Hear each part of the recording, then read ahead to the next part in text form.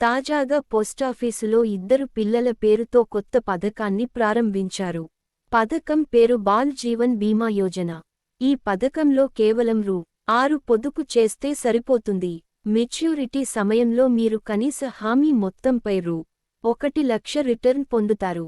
మీరు రూ. 18 ఆదా చేస్తే రూ. 3 లక్షల పొందవచ్చు.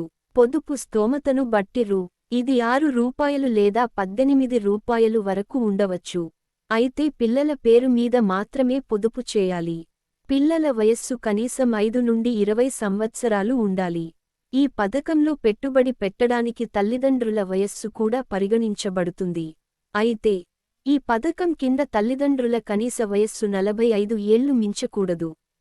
అతి ముఖ్యమైన విషయానికి ఏమిటంటే కుటుంబంలో ఉన్నంత మంది పిల్లలకు ఈ పథకం వర్తించదు.